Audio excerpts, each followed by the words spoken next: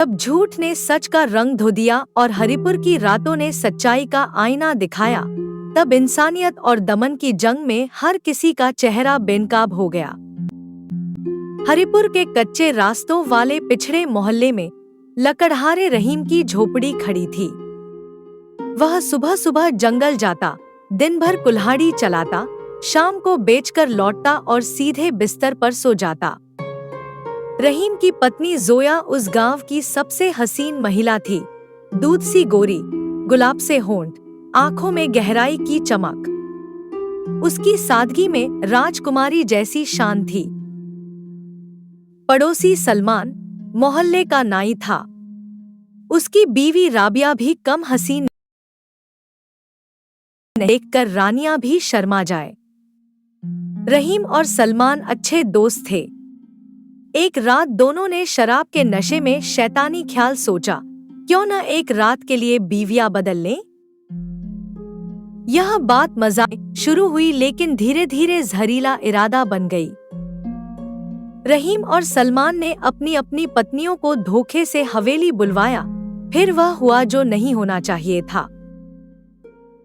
हवेली रातें अब रंगीन हो गई थी। जोया और राबिया में प्यास थी और किसी ने उन्हें चाहा तो वे बहक गईं।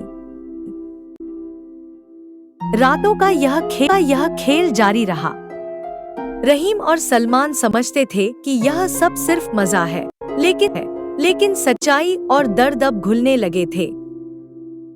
फिर एक दिन जंगल में रहीम को घायल बाबा मिला। उसने इंसानियत दिखाई, उसे सहारा दिया और घर के पास झोपड़ी में रख लिया। वह बूढ़ा देखता था। उसकी आंखें झूठ को भी पहचानती थी। एक रात बूढ़े ने देखा कि जोया चुपचाप झोपड़ी से बाहर निकल रही है। उसका दिल चौंक गया। अगली सुबह रहीम तैयार था, मगर अंदर बेचैनी थी। फिर एक रात जब जोया निकली, रहीम ने उसे पकड़ लिया। वह उसे घसीटकर नीम के पेड़ तक ले गया और रस्सी से बांध दिया। रुबीना नाम की पड़ोसन ने यह देखा। वह जोया को बंधा देख चौंकी। जोया ने झूठ बोलकर कहा कि बाबा ने उसे बदनाम किया। रुबीना ने कहा कि जगह बैठ जाती है ताकि जोया अपने बाबा से मिल सके। पार होकर रात के अंधेरे में निकला। रुबीना उसकी जगह रस्सी से बंध गई। रहीम जब बाहर आया तो जो देखा उससे अंदर तक हिल गया। उसे एहसास हुआ कि उसने बिना सुने फैसला किया, रुबीना को छुड़ाया और अंदर ले गया। फिर गांव में पंचायत बैठी। काजी साहब ने फैसला सुनाया। किसी ने भी पत्थर नहीं उठाया। सबने माना कि पहले खुद को देखना चाहिए। रहीम को रिहा कर दिया गया, मगर अब उसकी आत्मा टूट चुकी थी। वह गांव छोड़कर शहर आ गया। वहां बच्चों को पढ़ाने लगा। उसकी सादगी और सच्चाई अब मिसाल बन थी। एक दिन गांव से नौजवान आया और बोला, आप वही हो ना जिसे कोई पत्थर नहीं मार सका?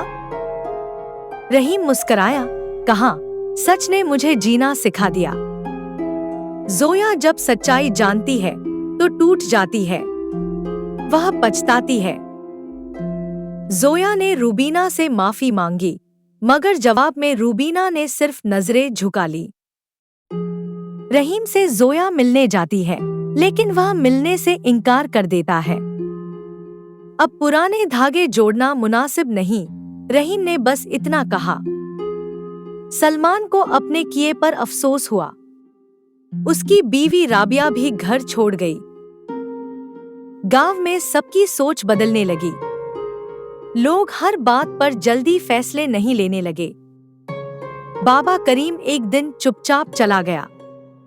कोई नहीं जान पाया वह कौन था, मगर उसके बाद से गांव में कभी वैसी रातें नहीं आईं।